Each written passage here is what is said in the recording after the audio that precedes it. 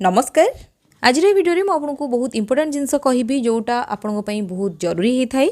जो मैंने पुत्र संतान चाहूँगी कि कन्या संतान चाहूँगी जदि से भिडियो को लास्ट पर्यंत देखिए ताहले निहाती भाव में किसी साहाय्य मिल पार और ये जिनसटी करवा बहुत सहज। तो बहुत माँ बापा अच्छा जो मानकर पुत्र संतान आगुरी अच्छी से कन्या संतान चाहूँगी कि जदि कन्या संतान आगुरी अच्छी से पुत्र संतान चाहूँगी से बहुत उपाय अवलंबन कर सारे। एमती भी बहुत माँ बापा अच्छा जो मैंने बहुत किसी उपाय कर जदि झील थी ताहले पुणी झील हो पुओ थी पुणी पुओ हो।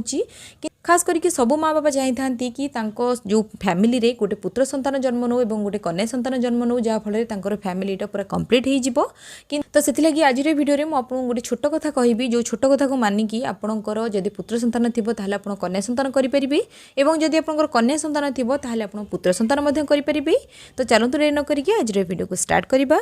जदि जड़े महिला पुत्र संतान चाहूँगी ताहले कौन करने को पड़ो जिते बड़े से महिला पीरियड्स होची पीरियड्स पर जो सब जुग्म दिन आसी थाए जदि से जुग्म दिन मानक से महिला संपर्क रखिए ताहले पुत्र संतान होबार संभावना बहुत अधिक थाए। जमीती आमर 6 दिन है कि 8 दिन है 10 दिन है 12 दिन है 14 दिन है 16 दिन है कि 18 दिन है ठीक से भाव में जो महिला कन्या संतान चाहूँगी ताहले कौन करने को पड़ो। जदि जड़े महिला कन्या संतान चाहूँगी ताहले जितेबले पीरियड्स होची पीरियड्स पर जो अजुग्म दिन सब थाए जदि से अजुग्म दिन मानक सी संपर्क रखुच्च जदि गर्भ रोची ताहले कन्या संतान होबार संभावना बहुत अधिक थाए।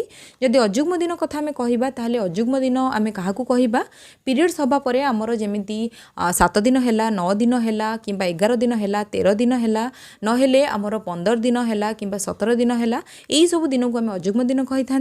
तो ठीक यही भाव में जदि आप संपर्क रखुच्च ताहले आपणकर पुत्र और कन्या संतान होबार संभावना बहुत अधिक बढ़ी जाए।